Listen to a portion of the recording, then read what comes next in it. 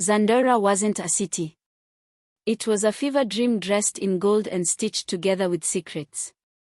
From the spires of the diamond-studded skyline to the neon glint of Baccali clubs, the air itself smelled like saffron and sin. Power was perfume. Money was gospel. And those who didn't belong learned to hold their breath. Ayra Nomi had mastered the art of holding her breath. She lived in a studio the size of a whisper, wedged between two decaying towers on Old Zara Street, where the walls peeled like old scabs and the plumbing coughed through the night. Her world was pigment and silence. Barefoot and braless, her bronze skin slicked with sweat, she stood over her latest canvas, chaotic, blood-red strokes slicing across a ruined white background. She painted like a woman unraveling. The city didn't know her name. But it would. The knock on the door was soft but sharp. Like a silk glove hiding a blade. It didn't belong in this part of town. Nothing polished ever did. When she opened it, a man in a slate grey suit handed her a black card embossed in gold. No words exchanged. Just a nod, a flicker of recognition in his eyes, and then silence. Zurek Foundation. Midnight Gala. The Atrium. Private invitation. Ayra stared at it like it was a trick. A scam, maybe. But the weight of the card told a different story. Thick. Expensive. Serious. It smelled like wealth and danger. By midnight, she found herself stepping into a world she'd only ever painted, never touched. The atrium was suspended in glass and opulence. Golden arches carved like music, chandeliers dripped crystal rain from the ceilings, and everyone glided rather than walked. It wasn't just rich. It was obscene. And she, in her thrifted red dress with a slit too high for comfort, became an unspoken question in a room full of answers.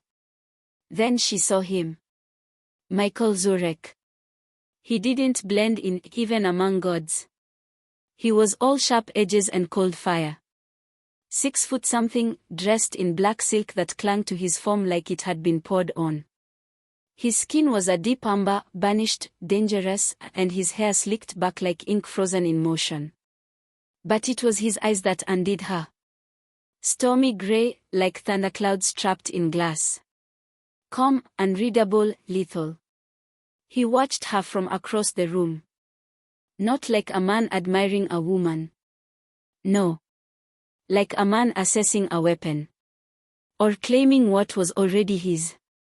She tried to look away. Failed.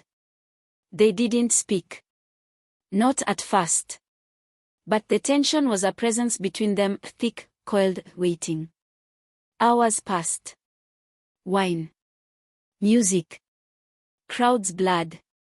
And then suddenly, she was alone on the rooftop garden, wrapped in moonlight and silence, and he was there. "You're late," he said, voice like velvet dragged across stone. She blinked. Late for what? "For the rest of your life." He stepped closer, holding a single black rose dipped in gold. She didn't take it. But something inside her already had. He didn't ask her name. Didn't need to.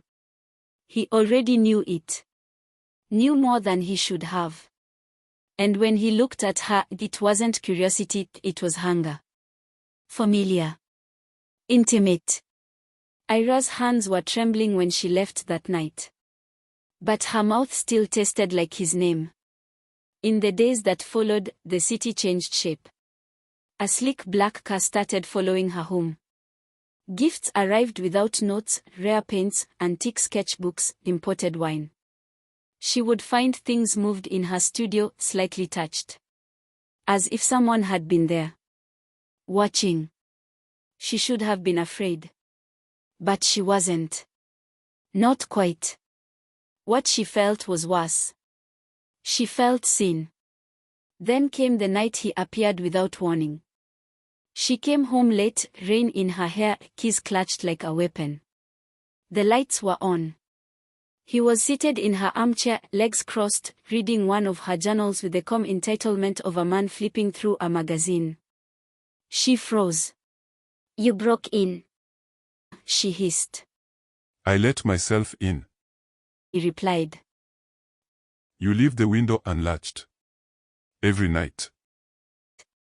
His voice was quiet, unhurried. The kind of voice that didn't need to raise itself to command.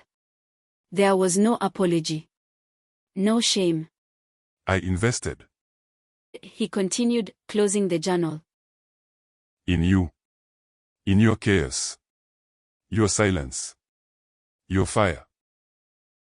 He stood then, slowly, deliberately.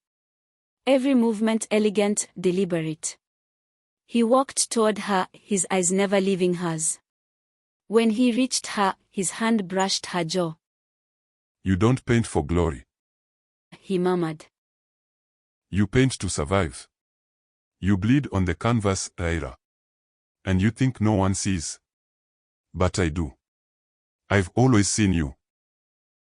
Her breath caught. How long have you been watching me?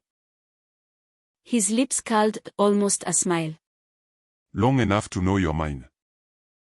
The kiss was inevitable. Devastating.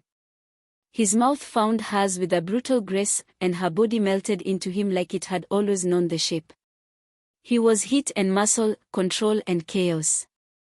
Her shirt was off before she knew it. His belt unbuckled. They crashed into the canvas, paint smearing across skin. He left bruises on her hips like promises. She clawed his back like a woman drowning in fire. When it ended, they lay tangled on the floor. His breath against her throat, her body humming with aftershock. And then he said it, low and possessive, like a vow whispered to the gods. I'll keep the world out for you. Just say the word. She didn't speak. Didn't need to. She was already spiraling. That night, she slept in his penthouse. It wasn't a home. It was a fortress of glass and marble, high above the city. No noise reached this high. Only silence and shadows. He wrapped her in silk sheets. Brushed a kiss to her shoulder. Watched her fall asleep with a gaze that burned. But something woke her near dawn. A whisper of instinct. A knot in her gut. She slid from the bed, bare feet silent on marble. One drawer was cracked open. Just enough. Inside, she found sketches. Dozens of them. Her face. Her body. Her smile. Drawn from angles she never posed for. Some were from months ago.